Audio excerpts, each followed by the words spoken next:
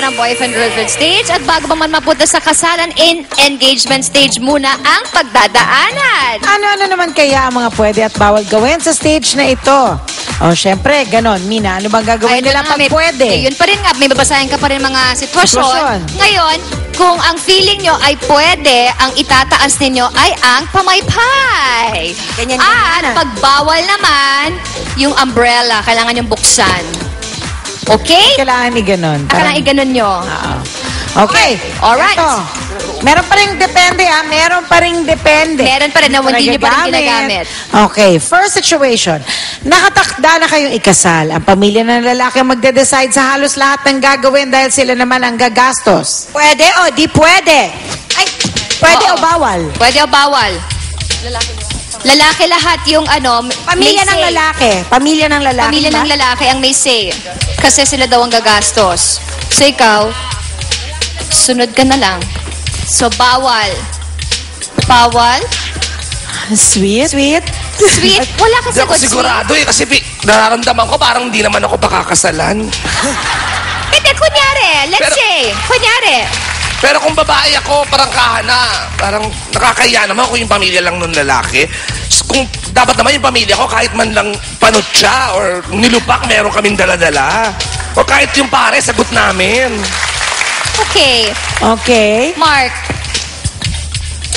Bawal kasi sila yung dalawang mag-aasawa eh. Dalawang tao yung involved dun sa mangyayari, di ba? So, sila yung dalawang paplano dapat. Tsaka mahirap yung ganun kasi baka doon pa mauwi yung sumbatan sa bandang huli. Ayo. Oo, baka may mag-away pa, magkahiwalay. Okay. Riza. Yun nga, sinabi ni Mark. Yun, dapat, Nag-agree talaga sila alam mo, dalawa. oo no? nga eh. Dapat pareho nga kayo nagpaplano kasi syempre, kung sila yung nagplano tapos merong ayaw ka, mag-aaway pa kayo, mag-aaway pa yung pamilya nyo. So, mas maganda yung kayong dalawa yung magpaplano. Ano sinasabi mo, Mark? Bakit kina-coach mo si Raisa? Parang narinig ko sabi ni Mark, so if ever, tayo pala magpaplano. Narinig ko lang, hindi lang ako sure kung tama yung narinig ko. Next situation. Engaged na kayo pero mas maraming panahon ng fiancé mo sa mga barkada niya kesa sa'yo. Papayag ba kayong ganon? Pwede ba yun? Bawal or pwede? Ayan, si Glyza. Bakit bawal? Hindi, diba? Kaya nga engaged, diba? May commitment na may limitations na rin. Yeah. Sa paglabas-labas. Okay lang yung lumalabas ka, pero hindi yung palagi. Oo, na parang wala na siyang time for you. Oo, masakit naman yun para sa aming mga babae na mas may time pa kayo sa mga barkada nyo. Eh kasi, di ba, half na nga ng buhay nyo sila na yung kasama nyo simula pa ng elementary, nung high school. Eh ngayon, kami naman. Yun. Okay. Engaged na kayo pero parang hindi excited ang fiancé sa inyong pagpapakasal. Diyos ko, parang hindi na naiwagay-way ang mga pamaypay na yan. Oo nga, bawal. Victor, let's ask Victor. Victor.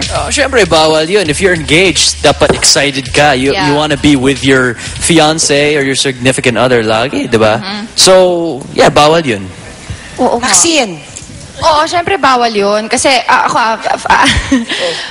as a girl, mas gusto ko talaga na nakikita ko na excited siya. Usually yung babae talaga excited sa wedding, di ba? Because of the preparations. Pero, syempre, mas sweet din talaga pag makita mo na yung lalaki umi-effort tapos excited siya. So you know that he wants to enter into a marriage with you. Oo.